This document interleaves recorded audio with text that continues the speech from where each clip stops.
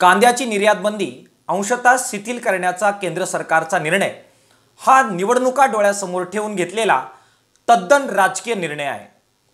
परवा गुजरातमध्ये निवडणुकात फायदा व्हावा यासाठी गुजरातचा पांढरा कांदा निर्यात करण्याची परवानगी केंद्र सरकारने दिली। महाराष्ट्रात मात्र गेले 3 हंगाम शेतकरी सातत्याने कांद्याची निर्यात बंदी उठवण्याची मागणी करतायत। महाराष्ट्राच्या शेतकऱ्यांच्या बद्दल मात्र अशा प्रकारची तत्परता दाखवण्यात आली नाही, किंबहुना दुजाभाव करण्यात आला।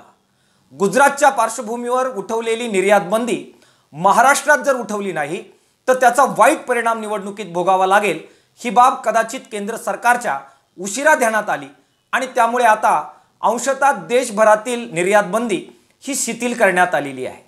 मात्र शिथिल करण्यात आलेली निर्यात बंदी इतकी अल्प आहे, त्यातून निर्यात होणारा कांदा इतका कमी असणार आहे की त्याचा कोणताही दिलासादायक परिणाम हा कांदा उत्पादक शेतकऱ्यांना दिसणार नाही। एकट्या महाराष्ट्रामध्ये येऊ घातलेल्या हंगामामध्ये 106 लाख टन कांद्याची निर्मिती होण्याच्या शक्यता आहेत।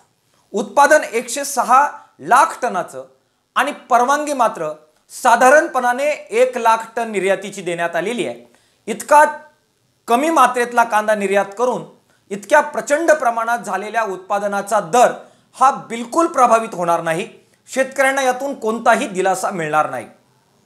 एकीकडे दिल्यासारखं करायचं, दुसरीकडे मात्र ते वेळेवर द्यायचं नाही।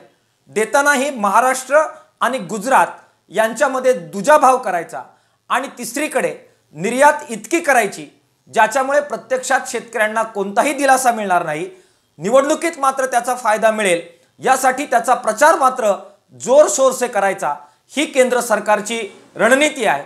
शेतकरी विरोधी अशा प्रकारची ही रणनीती आहे। केंद्र सरकारने या प्रकारचे डावपेच थांबवावेत आणि संपूर्णपणाने दीर्घकाळासाठी अमर्याद काळासाठी कायमस्वरूपी कांद्याची निर्यात बंदी उठवावी अशा प्रकारची मागणी किसान सभेच्या वतीने आम्ही करतो आहोत।